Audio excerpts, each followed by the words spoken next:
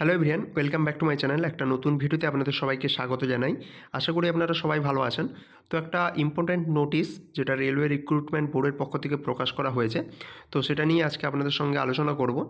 তো বেসিক্যালি এই নোটিশটা এটা এএলপি রিলেটেড, অর্থাৎ অ্যাসিস্ট্যান্ট লোকো পাইলট, তার যে এক্সাম যেটা গতকাল থেকে শুরু হয়েছে ফার্স্ট শিফটের। তো সেটা নিয়েই এখানে আরআরবি একটা নোটিশ দিয়েছে এবং কেন দিয়েছে সেটা আমি আপনাদের বলছি।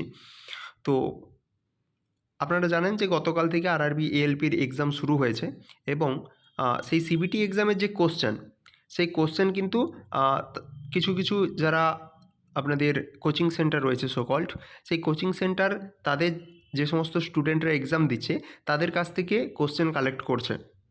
তো সেই কোশ্চেনগুলো কী করছে, তারা হুবহু সেই কোশ্চেনগুলোকে তাদের ইউটিউব প্ল্যাটফর্ম বা সোশ্যাল মিডিয়ার আদার্স যে প্ল্যাটফর্মগুলো আছে সেগুলোর থ্রুতে তারা পাবলিশ করছে।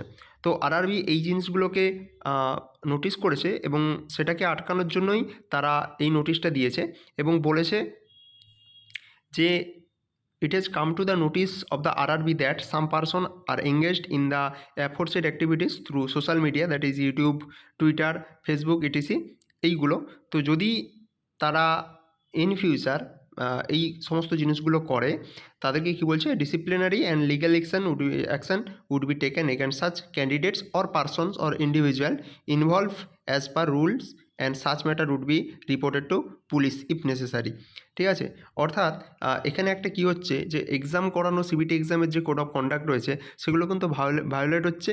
তো এটা আরআরবি চাইছে যে প্রত্যেকটা শিফটের আপনাদের কোশ্চেন সেটা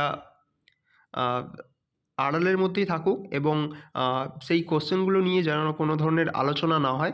তাতে কি হবে যে নেক্সট যে শিফটগুলো আছে সেই শিফটের স্টুডেন্টরা তারা জানতে পেরে যাবে যে কোন লেভেলের কোশ্চেনটা এখানে হচ্ছে। তো যদি ফার্স্ট শিফটের একটা নির্দিষ্ট মডারেট লেভেলের কোশ্চেন হয়, তাহলে বাকি শিফটের যে ক্যান্ডিডেট তারাও কিন্তু সেই লেভেলের করে যাওয়ার চেষ্টা করবে। ঠিক আছে, তো এজন্যই কিন্তু এই নোটিশটা দিয়েছে। তো অবশ্যই একটা ভালো ইনিশিয়েটিভ আরআরবির পক্ষ থেকে। আপনাদের কি মতামত অবশ্যই আপনারা কমেন্ট করে জানাবেন। ধন্যবাদ।